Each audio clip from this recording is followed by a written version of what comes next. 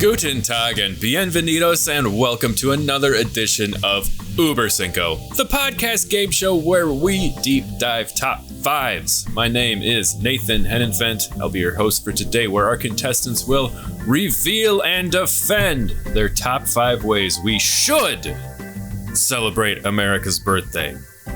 Fireworks, hot dogs, Budweiser, whatever. America's history is complicated, complex, sometimes glorious, but sometimes very ugly.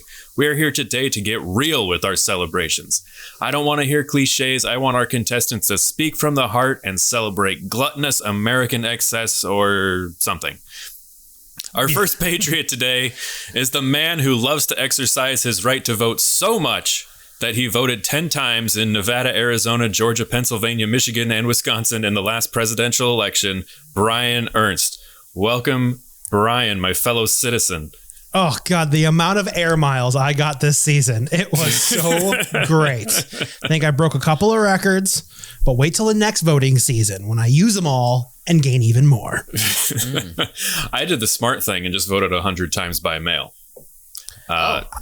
Shit, I could have done that. Well, there's just so many ways. And taking on Brian is a man who once said at about 2 a.m. on a cold Chicago night in 2006, and I quote, "You would be crying right now if you love freedom as much as I do." It's Mitch Brinkman. Thank you very much. One of America's favorite things is funny slogans on t-shirts. Or witty ones, and I've got one on right now for the people watching at home. It says, "I've got good bones." It's a real estate t-shirt, but we know what it's talking about. So, yes, thank you very much. Did you say real estate? Real estate. I know someone who has. It's from realties.com. It's a play on words because it's kind of a teasing language joke. Why are you giving them free sponsorship to literally the dozens of listeners that we have? I'm not sure, because I love the t-shirt, because whenever I wear it, people always look at my t-shirt and look at me, and then they think. I can see them going, and they think about real estate. And then well, they think, is it real estate, or does he have a good bone somewhere, or bones? What is this? And so I always enjoyed the reactions from people when I wear it around town. Also, it's a very soft t-shirt, so it's comfortable to wear as well. So I don't think anyone who's ever seen you in that shirt has thought about real estate, and I'm not sure if that's a compliment or an insult to you or the shirt. I think it's a compliment to my bone structure, I think is what it is. So it does make you look like a realtor who's kind of off duty. You are. Yeah. Or you are known for those high cheekbones. Exactly. Yes. And when you go to network, you have to you got to keep working, right? And if you're a real estate agent, the work never stops. So good Lord. I digress. I mean, obviously. So I'd like to remind our listeners there is a 15-second skip forward button that you can use at any time when listening to Über Cinco. Well, if this is your first foray into that, or if you need a friendly reminder, let's wake you out of hibernation with a quick rundown of the rules. Each player in the den has spent time with today's topic, arranging their top 5 answers in order of importance. Those answers have been submitted to the host, who will moderate the game, awarding points to the player with the most poignant answer. Starting with their number 5 choice, we will move up the ranks until we reach each of their top answers. But if both contestants happen to have the same answer on their list, well, we have an Uber stare down. You will hear the official Über Cinco siren, and both players must reveal their answer and what number they ranked their submission. An Uber stare down is all or nothing, with one player earning 3 points. After all answers have been read, the host will reveal the final score. Of course, I'm entitled to a house rule, so I went to film school and I'm an American, so anyone who names the greatest American film of all time, which is of course written on the ever-present card of mystery, will receive 3 bonus points. All right?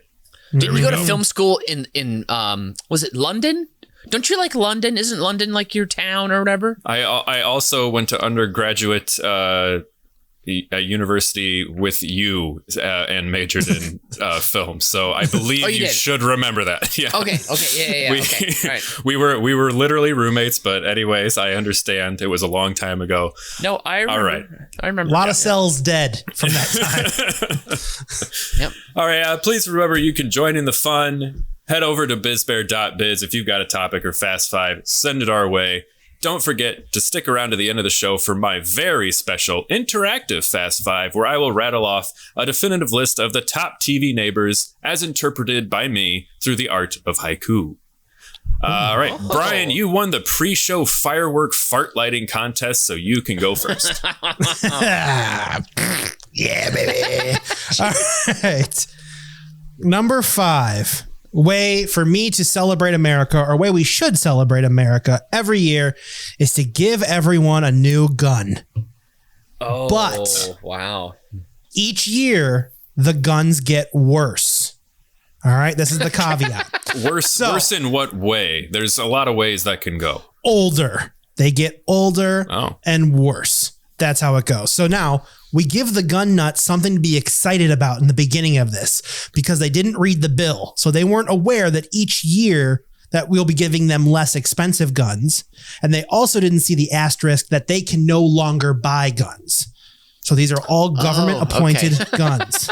Now, my theory is that gun sales will plummet because obviously we made it illegal finally. Sure. And people are just pumped to get free guns. Like, they don't even have to pay for these guns anymore. They can go to the gun pickup, you get your guns, get your ammo, you go home, and you do what you do with guns. Now, slowly these Shoot laws old school buses, I think, is what you do with guns. Well, yeah, that's most of the people who are going to take advantage of this program. Yeah.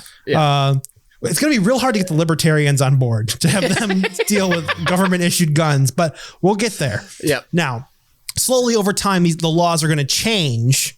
So everything kind of gets a little bit more stricter as we go along. And then in like 3 centuries, like this whole thing will just work itself out. We'll be left with muskets and the situation will just, fix itself. Well, we solved America's biggest crisis by giving it what it wanted all along. The biggest argument that a lot of gun owners have is, they want to take my guns away. I'd like to see them try. So how are you going to take the guns they already have away each year? Or are you just going to keep giving these people with guns more and more guns? A series of low-flying passovers with planes with giant electromagnets that will pick up all the guns that are currently in circulation. That way, we start with a clean slate, so only the government guns are given out. I hate to be cynical, but that is a lot of taxpayer dollars on those electromagnetic airplanes flying overhead. No, it's not. This is how we reboot the Concorde system. All right, they're real fast planes. Okay.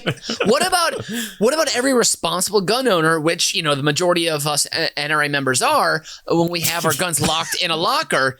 Are you going to take my gun locker too? That's not a gun. You can't take that.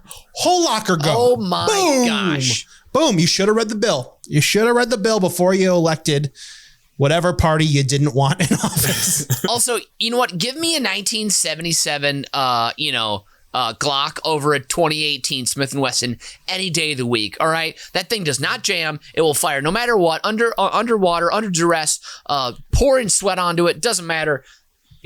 All I'm saying is people need to buy Nerf stock now and hold on to it for these 3 centuries, because there's gonna be a new beginning soon. All right, guys, just you hold on.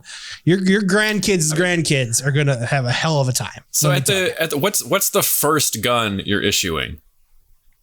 We're gonna give them what they want. We'll give them the AR-15s. Okay, so are you kidding me? So everybody, 300 and something million people are gonna have AR-15s. Yeah, it's gonna be like the Purge for a a little bit, you guys. This is population control. This is a culling. This is not a free gun giveaway. This is it's a free gun giveaway. You are lighting a goddamn firework here. That's what this is. It's not gaslighting. It's a free gun giveaway. It's different. It's a government sanctioned free gun giveaway. That's all it is. I'm going to ask one question that every Republican lawmaker always asks questions about these big, huge, overwrought government programs. How are you going to pay for this? Oh, we're going to melt down all the guns we collected from the Concorde magnets. Yeah. See, it's actually a recycling program when you look at it. So take it or leave it. It is what it is. Does the bill have holes? Does the bill have holes? Yes. Did we read it? No, but we passed it. Okay. And this is the way America will have to celebrate now every year until this is done. We signed it. Moving on. The country will be done a lot sooner than 300 years. But, maybe that was the plan all along. Mitch, what's your number 5? I think an incredible new American tradition that you should absolutely celebrate the 4th with is part of this we do every 4th. First step, just get really drunk. People do that all the time, and they do that on the 4th with ease, clearly. But then, this is a new American tradition. You tell a close personal friend you've been friends with for a long time. Like, you guys have gone away on trips to New York City together. You've glamped in Montana together. You've cried in each other's arms when your dogs have died or your parents have fallen ill. You've spent Thanksgiving together. You've spent summer gatherings outdoors on your patios together. But you tell them, I haven't been able to stand you for years. You fucking sleazy bag of shit. Jesus. But you're super drunk, so you don't remember all the details. And then the next day, you post on social media about how much fun you had on July 4th, how you love America, flag emoji, firework emoji, apple pie emoji. And then you post about how you had such a good time on July 4th, but you don't actually remember that you told your friend you can't really stand them, and you hate how they talk about their boyfriend Jude like 34% of the time. You know, this is a great American. How is this a holiday? Like, how is this a celebration? No. This is not something you plan to do, but this is something you are wired as a new American to do. You know, you get too drunk, but the next day you have to make your network think that you had a great time celebrating the 4th. When in actuality, you told a friend that they can go leap off a cliff and you're going to poop down on top of them and hope it hits their head before they hit the ground. You know, that kind of thing. So this is, I mean, you guys have been to gatherings where people drink too much and have fights that are unnecessary, right? They yell at each other, or maybe you've most seen of them have been at your house. Yes.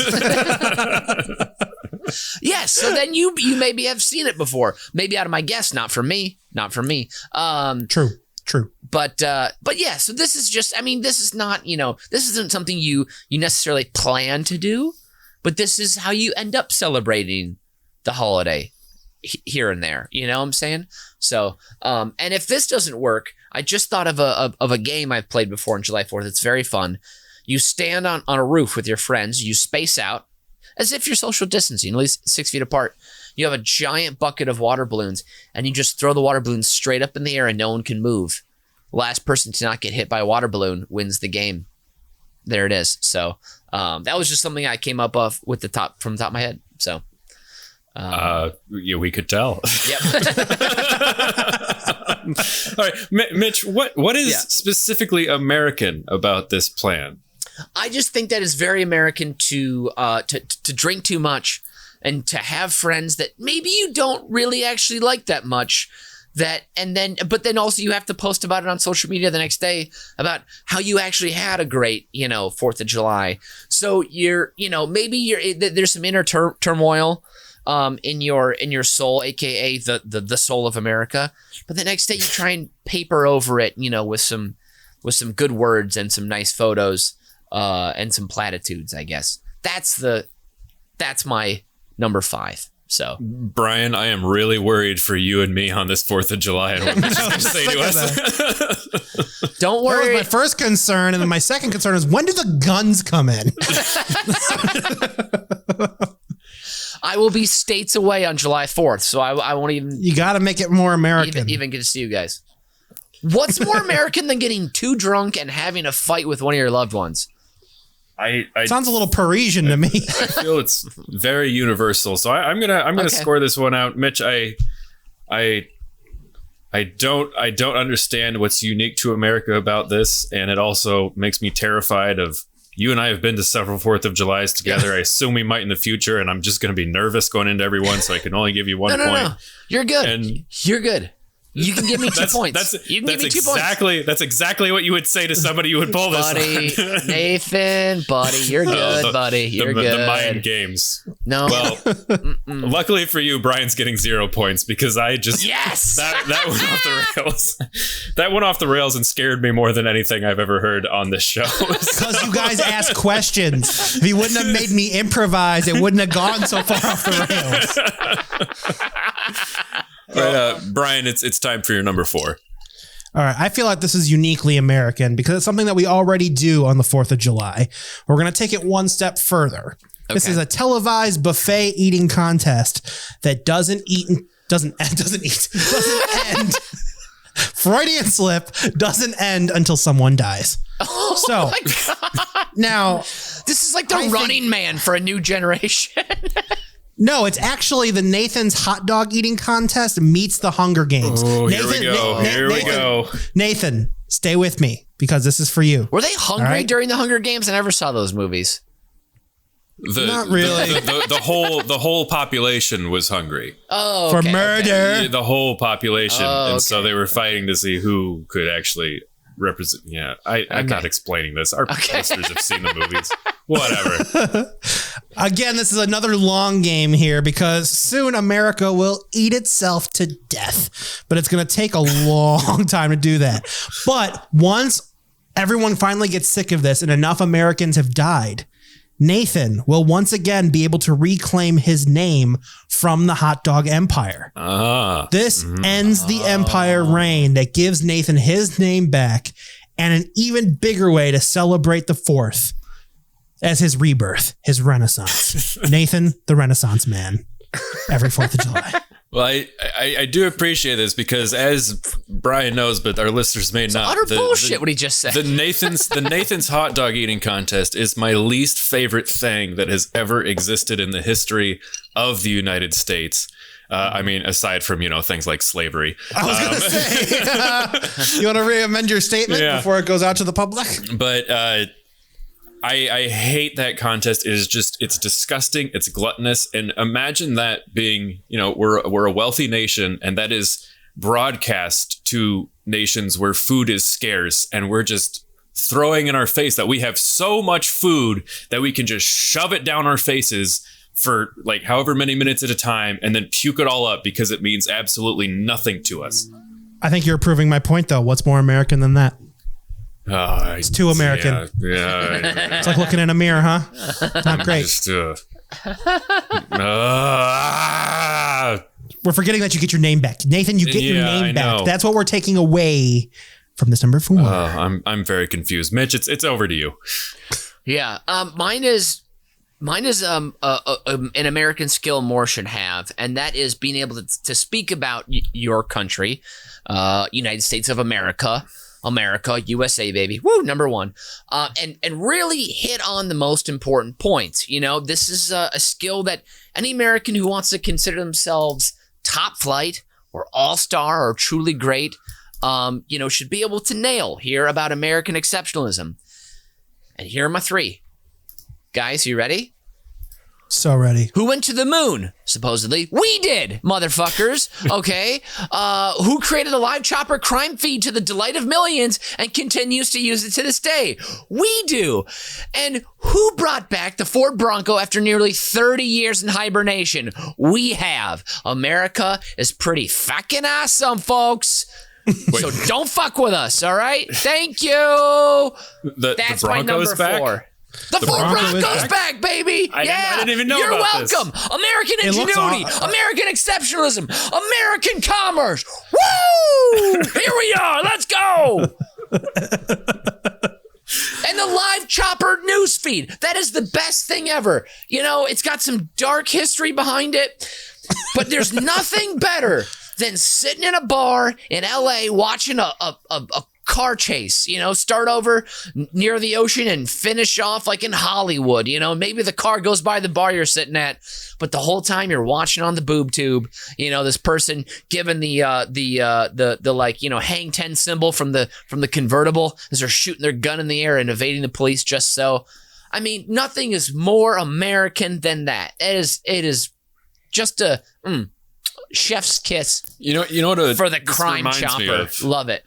What reminds me of is I don't understand NASCAR, and I never have, and it's such an American thing because if in Europe and South America they've got the Formula One where they're like, you know, making a bunch of turns. It's Formula One is basically the chopper chase, except there's no police involved.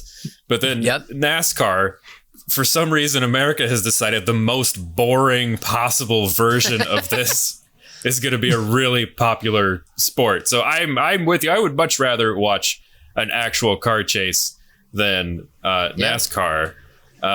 And the Ford Bronco thing, well, it ties into the yes, the televised chase. I mean, the most famous one of all time. So that's a nice plug.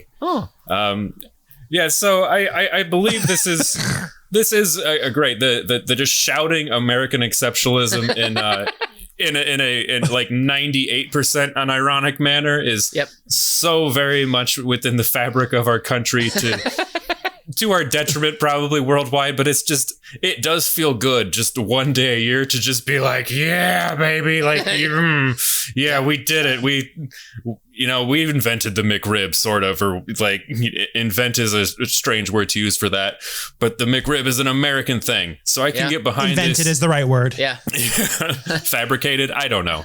But jazz, barbecue, what else? Blues music, basketball. Technically, kind of Canadian American, whatever. Yeah. American football. Woo! Not the one that they play with their feet, pussies. The real football. No, but recently though, I would not have been able to watch a young man crash a car, get out, run across Chicago Avenue, steal a car from a lady getting gas at the BP on like Chicago and State, just as 3 police officers almost get in the car with him, and then he pulls off and then goes on another 30 minutes chase. Granted, then he did crash and cause other horrible accidents later on. But that moment, though, watching a young man evade 3 police cars to steal a car, pretty spectacular. And to know it's only happening miles away from me, also kind of cool. I know that's really fucked up, but that's an American thing you can feel good about. So. That is a very American perspective on this. Is you're watching one of these car chases, and in your heart, everybody, without knowing the background of anything, only assumptions off of a 2 or 3 little blurb on the bottom of the screen, everybody is rooting for the guy who's running away and endangering everyone. Yeah. Everyone's like, we want to keep this going. Everybody secretly wants to see if he can make it. And then once he's finally caught or is like crashes and dies or is arrested, then everyone turns and sticks their nose and goes, play stupid games, win stupid prizes. And then they don't give a shit about why he was running for just, instantly forgotten about, lost into the justice system or whatever. Yeah. It's called the GTA theory. Yeah. It was about 5 years ago. There was a car chase in LA, and the criminal didn't commit any violent crime, didn't like beat anyone up for their car. He just stole a car, and it was like raining, I think, that day in LA. And he went all across LA, and the cops like were having trouble with the slick roads, but he made it all the way back like to his neighborhood where his friends were, parked the car, got out, and I don't know if he did or one of his friends were dancing on the hood of the car when the cops showed up, and he just like gave himself up and got arrested or whatever. But it was like, that's the car chase you want. He was on TV, like people were sitting in bars being like, "Ooh, can you hear the sirens?" And then you hear the car go by like honking and people are cheering, and like that's the experience we all want on 4th of July, is to be a part of an incredible car chase. So that's my number 4. I'm done. In the spirit of playing to the host, and I'm not going to count this against you, I think you have forgotten that one of these car chases ended up deadly in literally my building right in front of where I'm sitting talking to you right now 2 years ago. Yes. But I'm not going to count that against you. In fact, thank you. I'm only going to deduct 1 point, and that's for one word you said. Do you know what the one word you said that cost you a point is? I'm gonna say the P word. No. Oh, darn it. Okay. You said supposedly when referring to the moon landing. Yes. My biggest pet peeve. So I'm gonna give you gonna give you 2 Do you points have there. the proof? Do you have the proof? This is another American tradition. You just say, "Oh yeah, do you have the proof?" So you can prove it. How's that? Did you read the transcripts? Did you read the transcript? So, I'm sorry, that just for the sake of our listeners, we got to move on because I'll go on my 2-hour why the moon landing is real rant. Brian, you're getting 2 points because it's a terrible, terrible, terrible, terrible idea, but also how badly I want my name to be removed from that gluttonous monstrosity that is the hot dog eating contest. So I'm going to go ahead and give you 2 points, and then the floor is yours again. This time it's your number 3. Can I clue you in on something, Nathan? All of mine are bad ideas. And I cannot wait for us to do a bonus episode where all we do is talk about the moon landing. So put that on your calendars. All right, number 3. It's going to be another televised event. It's going to be a nationwide viewing bull riding contest, but it's not a bull. It's a cactus. And we call it The Pinch.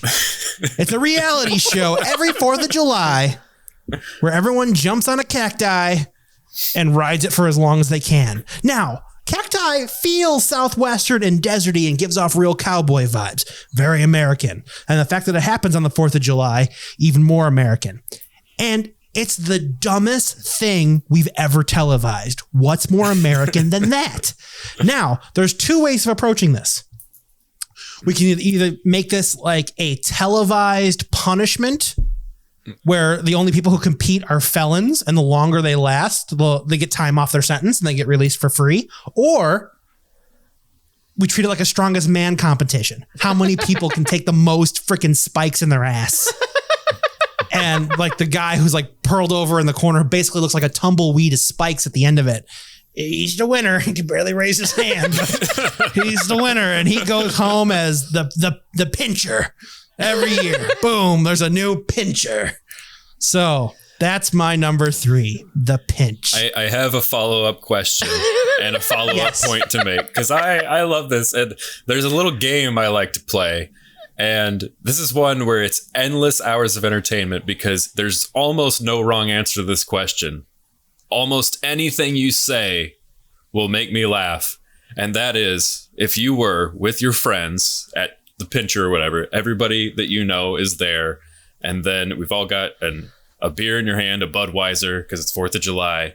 And you walk out and you get on the bull for the bull riding. And then the lights go down and it starts. And then the loud music, for just, there's a different song for every person. Oh, yeah. What would your song be? Oh, I would come out to Black Betty by Ram Jam.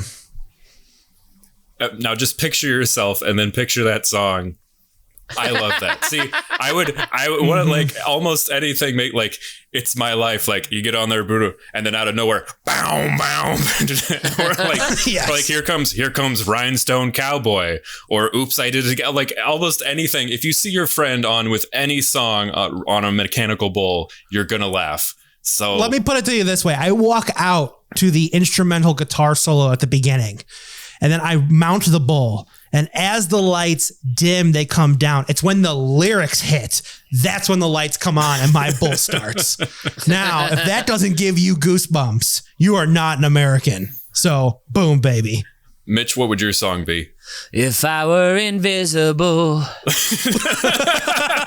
I would just watch you in your room and then run for Carolina.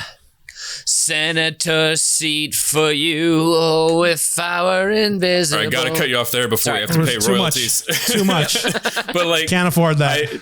Just seeing you just bounce around and your head wobbling like a rag doll and then be thrown at a 270-degree angle while that song plays, that would be utterly amazing. My song would, of course, be Bulls on Parade, Rage Against the Machine. Nice. Or maybe just dropped in to see what condition my condition is in. Kenny Rogers. I think they both work.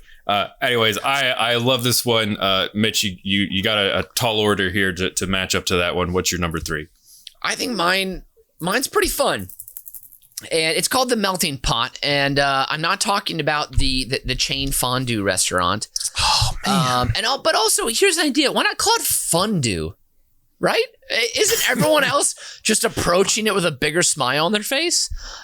Just an idea. Just an aside. I've always called it fondant because. Oh, really? Yeah, oh, okay. Yeah, I'm taking a stand here on that one, but proceed. And also, fondue is directly responsible for the proliferation of like tummy drugs, if you will, because everyone in the 70s ate fondue all the goddamn time, and everyone had like stopped up bellies and like needed help and gas help, and so like Tums, you're welcome. Fondue did all the work for you. So, or excuse me, fondue did all the work for you. But okay, no. So the melting pot for me is on July 4th. You create audacious and grotesque mashups of foods from all over the world.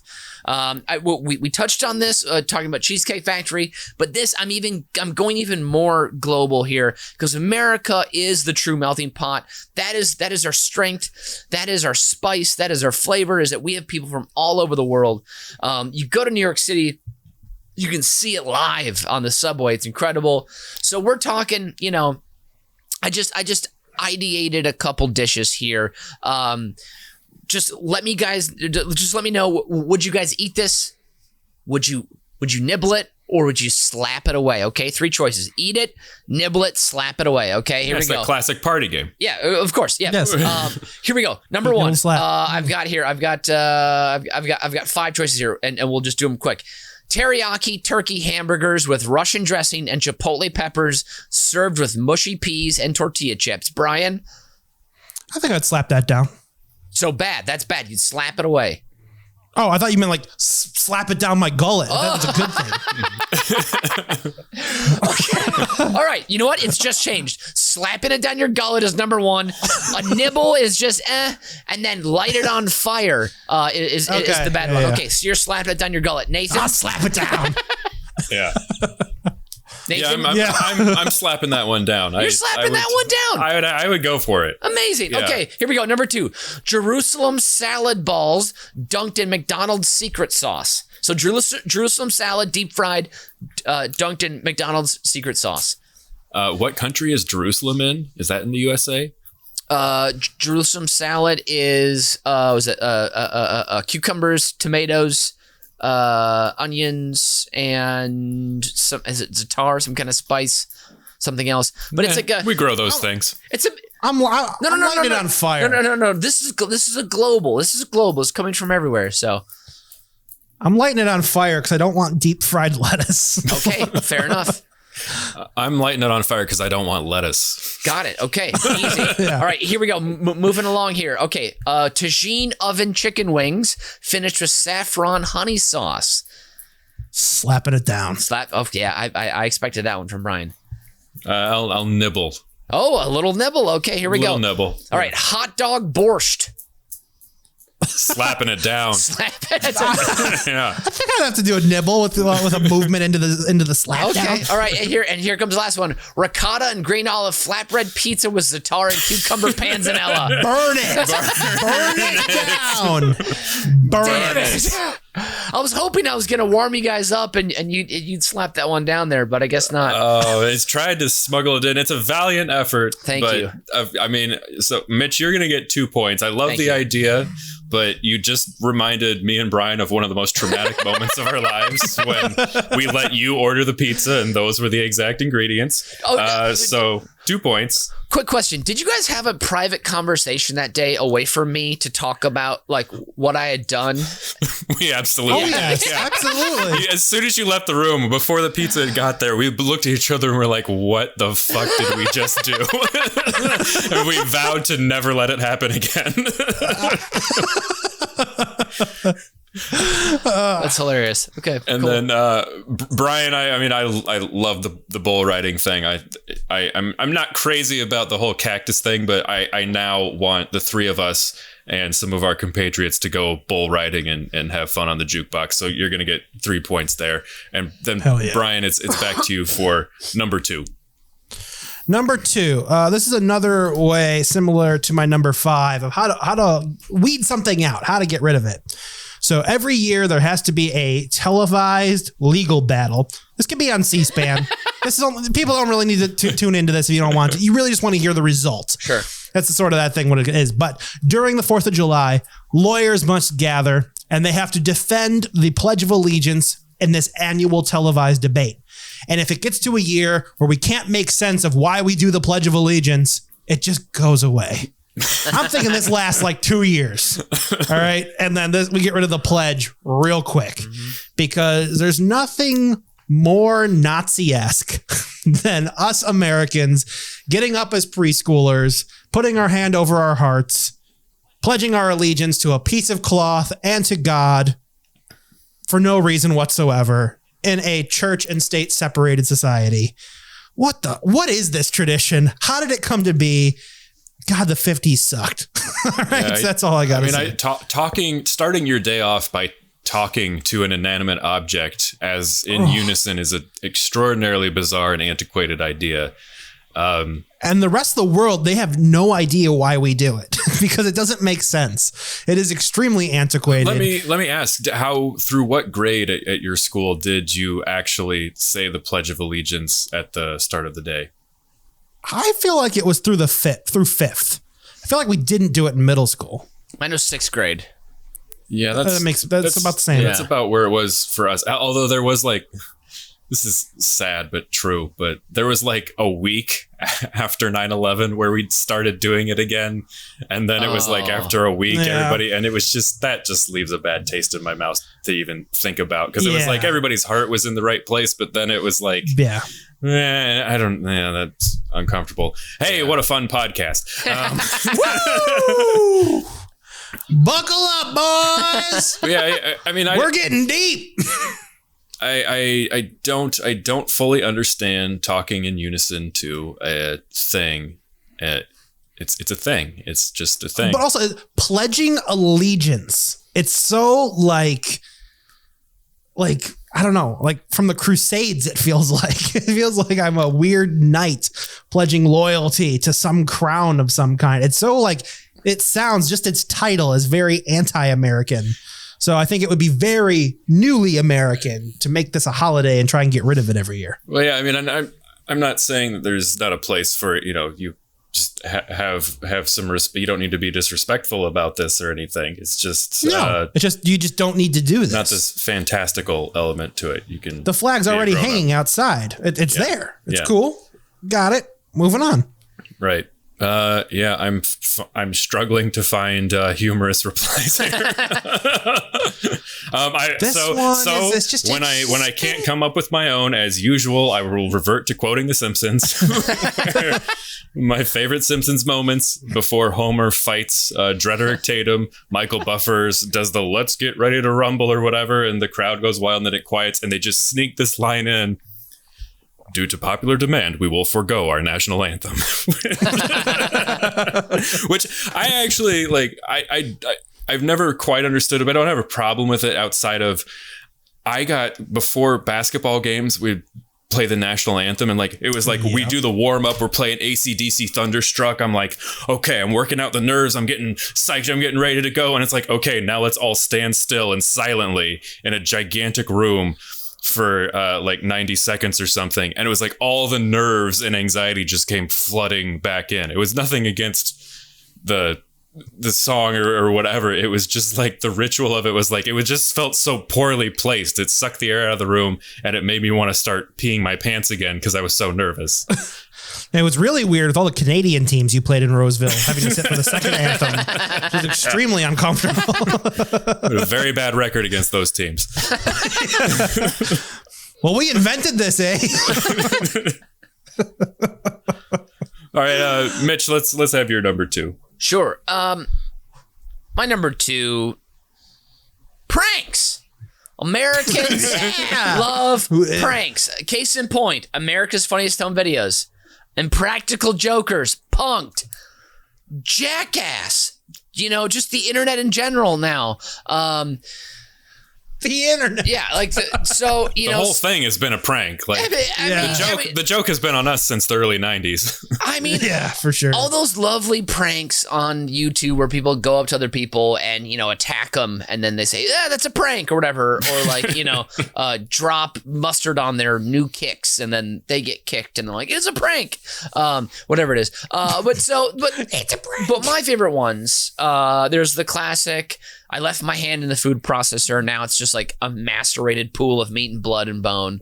What is that prank? Hilarious. That's right. So funny. That's a classic prank. You have like a fake hand, and you put it in the food processor, and it's full of fake blood and You've meat never and bone. done this, Nathan? Dude, like, this come is- on, man. It's a classic prank. What? And then you're like, Classic. oh my God, my hand. And everyone freaks out and thinks you are incredibly injured and need immediate emergency help.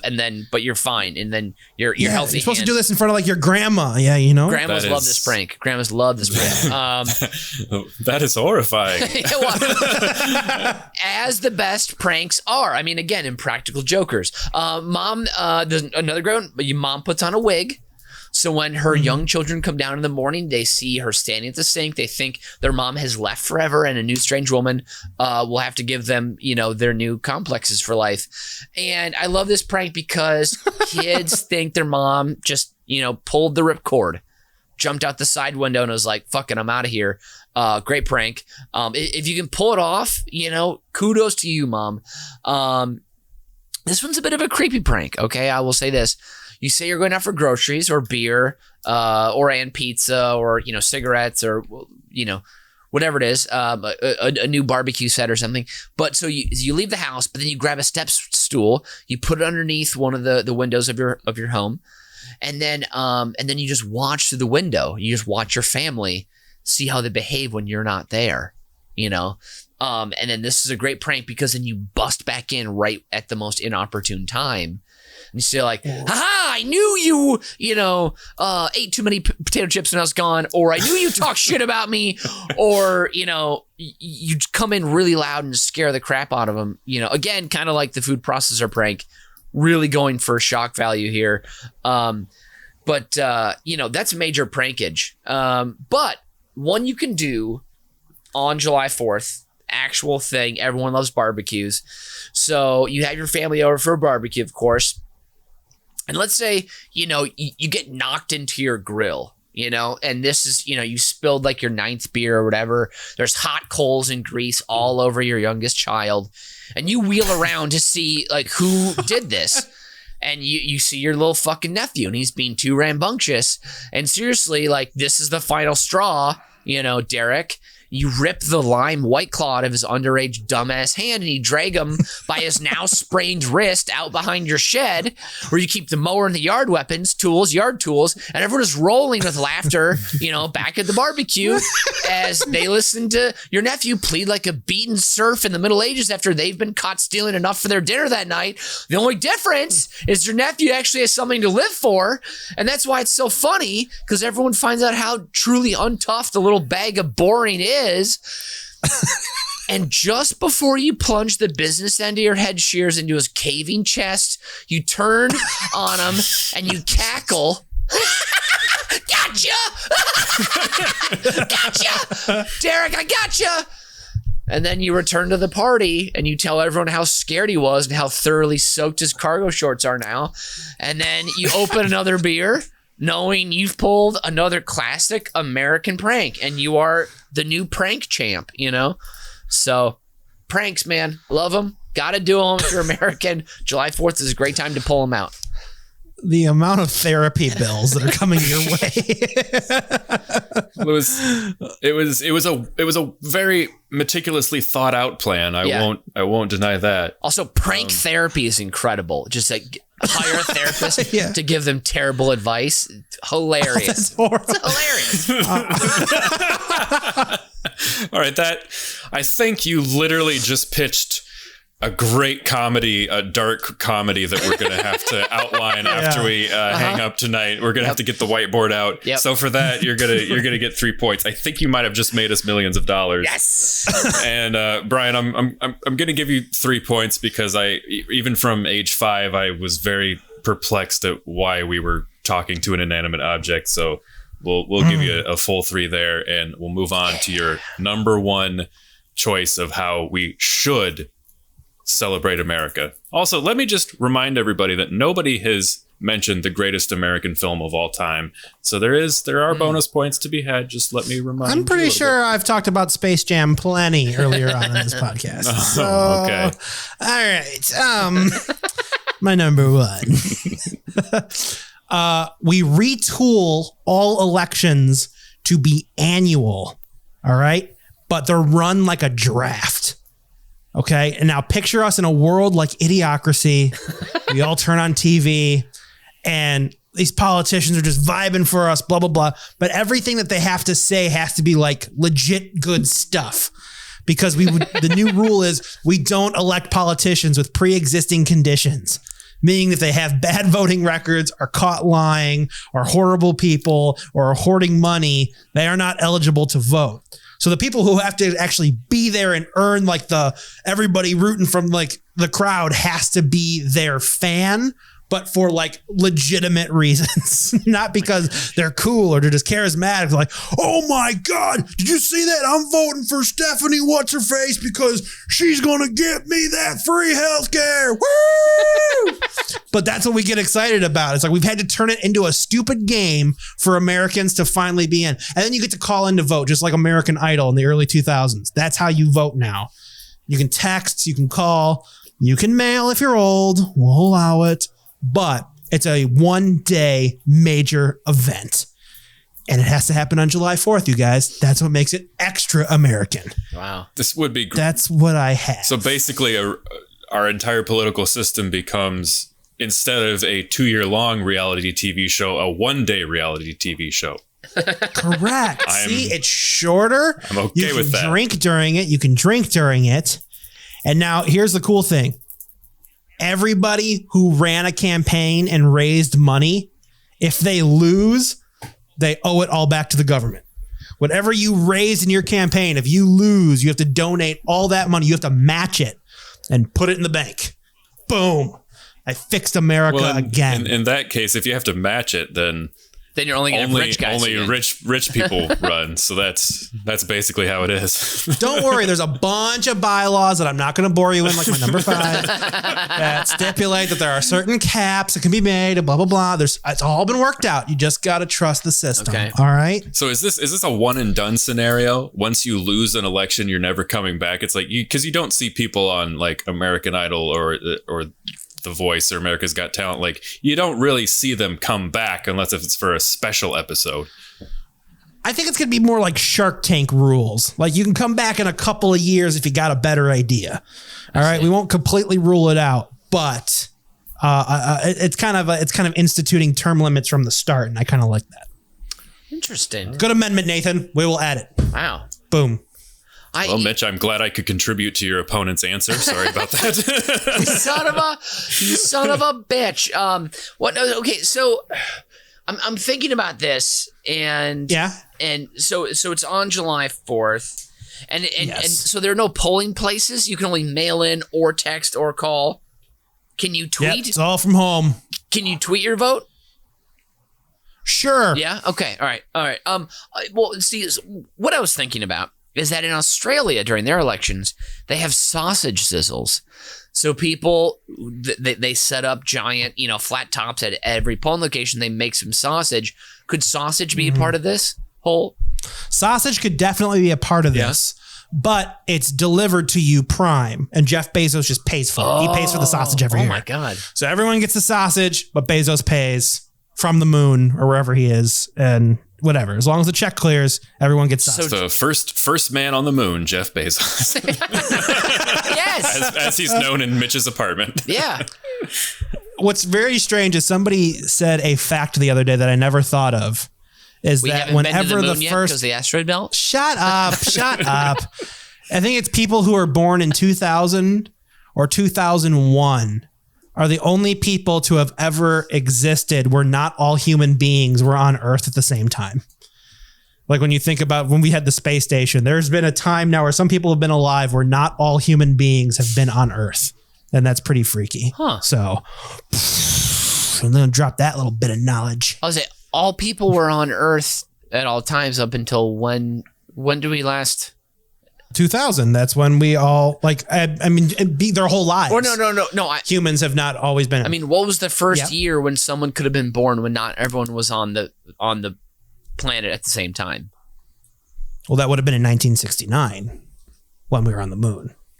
Could have been born during the time that they weren't there, but I'm saying in the year 69? 2000 since. No. We're getting in the weeds here. No. Let's move on, please. I don't think that's right. No. You mean not everyone was... When people born in 69, there were some people filming a moon landing somewhere in California. No, that's not what I'm saying at all, because I'm not doing this. Okay, God damn it.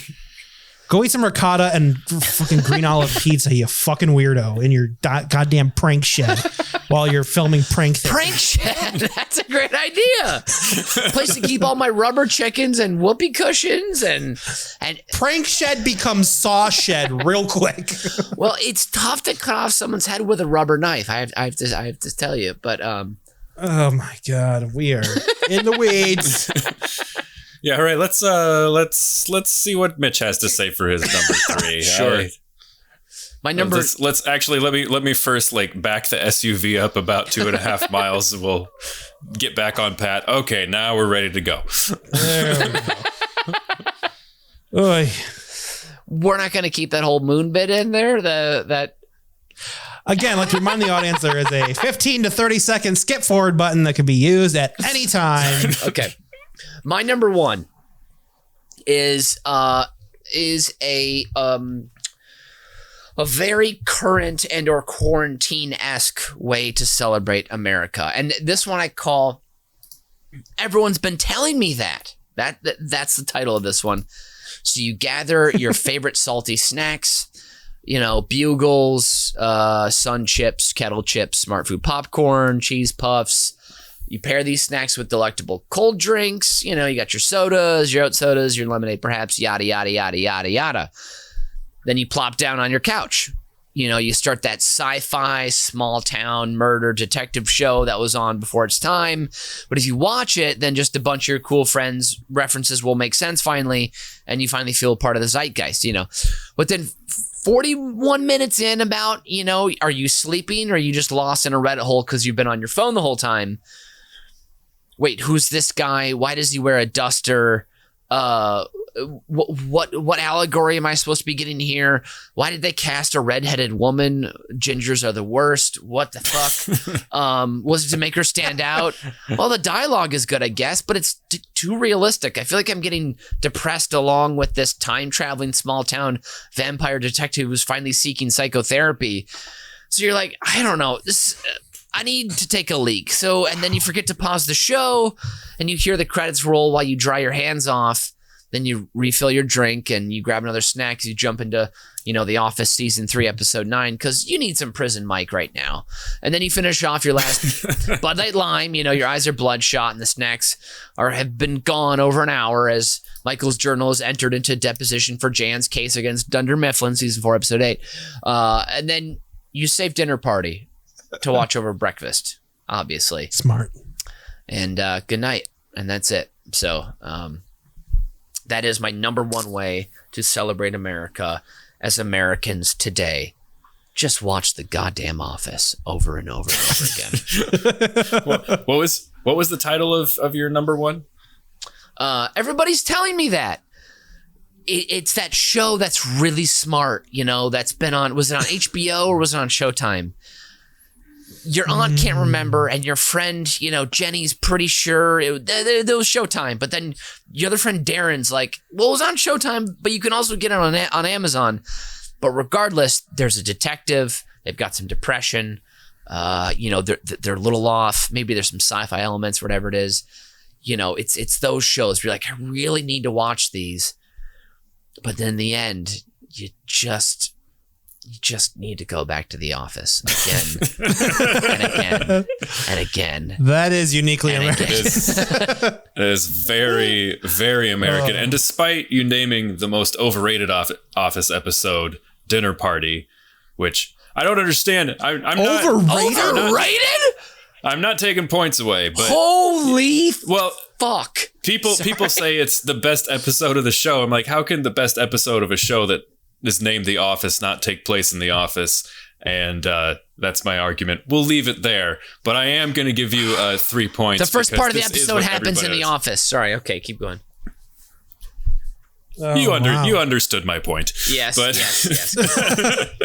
But also you're getting 3 points because every American that I know That's exactly what they do. I mean, people. try. How many more Americans have woken up to the screen on Netflix saying, "Are you still watching The Office?" than voted in the last 10 elections combined, I'm sure. Oh, I'm sure. So For sure. I'm going to give you 3 points. And then, Brian, yours reminded me of a great line from Butch Cassidy and the Sundance Kid when the marshals are in pursuit of them and they can't seem to shake him. They can't seem to shake him. They're like, these guys never slow down. And Paul Newman says, well, they could at least speed up. That would be something different.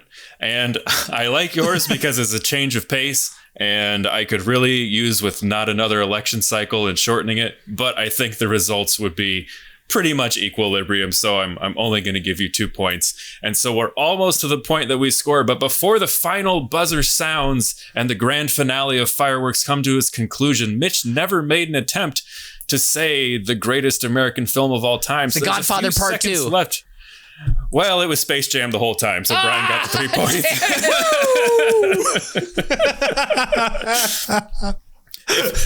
If we weren't doing a comedy or attempted comedy podcast, Mitch would have got the 3 points. We seriously need to start marking this as an attempted comedy podcast. Pseudo comedy. Attempted.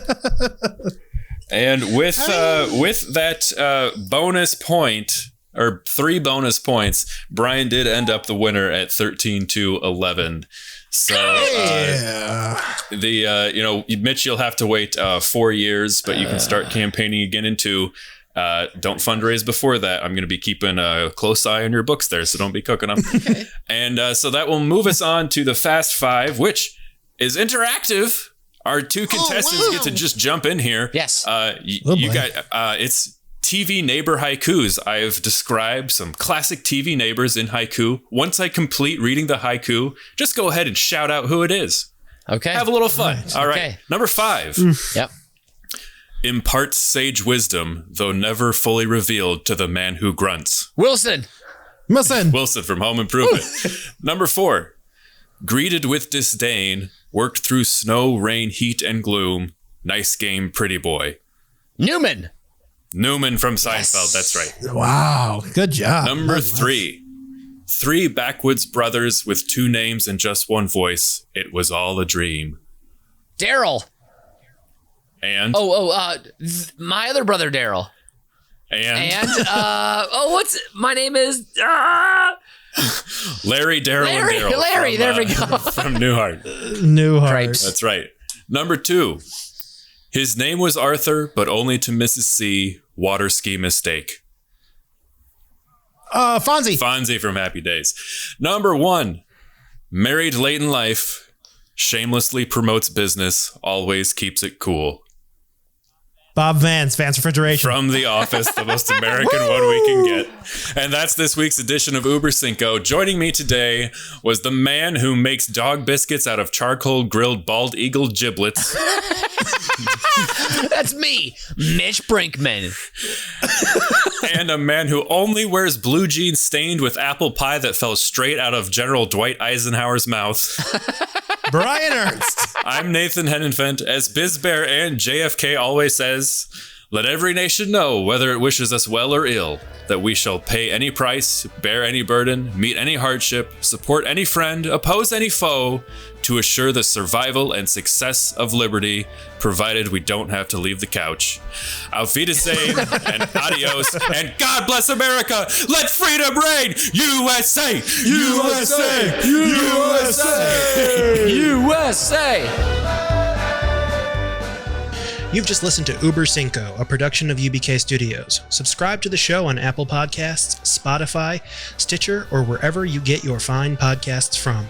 If you like what you hear and want to support the show, please visit our Patreon site at patreon.com/UBK Studios. Every little bit helps us keep the lights on and the bill collectors at bay. Keep tabs on us on all the social media at UBK Studios, and most importantly, subscribe to our YouTube channel so you can see that we really are just a bunch of good Midwestern boys.